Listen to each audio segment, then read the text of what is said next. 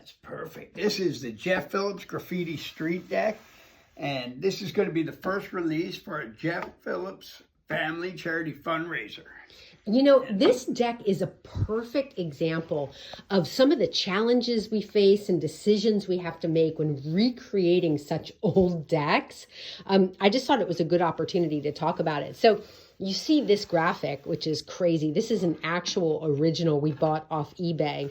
So first thing is we have to find a perfect graphic, or we can't recreate it perfectly. So we were able to find a perfect graphic that Scott Pellet had. He's in Southern California, and we got to use his deck to recreate the graphic, but then we needed the shape. So we searched and found this one on eBay, this original, and you can see the shape is gnarled, the nose is a bit messed up, the tail is a bit messed up. But we were able to use this to perfectly recreate and reimagine the little bits of the shape. And then it brings up the next issue, the wheelbase. So we like to change from old school to new school hole patterns so that our decks are the most rideable possible. But you have a consideration. So do you move the holes away from the nose and tail or away from the inside?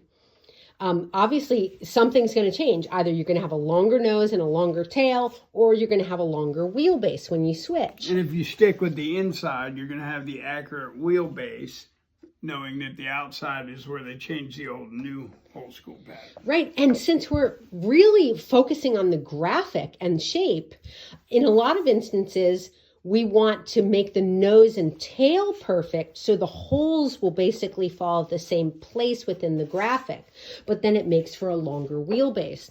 So in this graphic, we decided that the holes didn't affect the graphic, and that we would go for a completely authentic feel.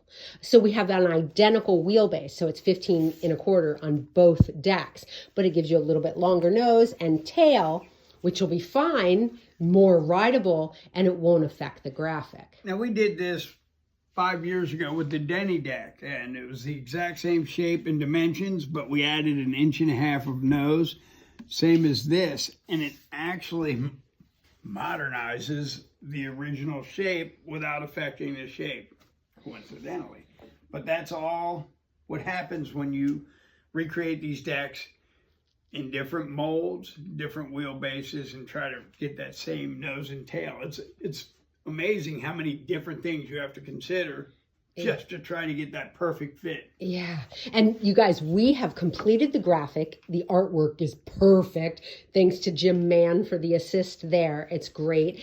And now we've got our shape template perfected. And by the way, look at this 4-way rainbow stain, which we were just playing with. We're not using it actually for this graffiti deck, but we might use it on something else. We don't mess around with our samples. I know. So this shape, we're now getting into production. These will be shipping by August, so they're available for pre-order now in tons of amazing colors. And since we don't need this any longer, What are you coming up with, Troy? I was thinking about it. I think we'll add this to the Jeff Phillips Family Fundraiser and do a waffle with it. Oh my gosh. So you guys can get this actual original deck through a waffle, which will be part of the fundraiser, and those funds will all go to the charities as well. Wow. Great idea. All right, you guys, well, get on that and order your Cosmic Street Scene deck right now. Awesome.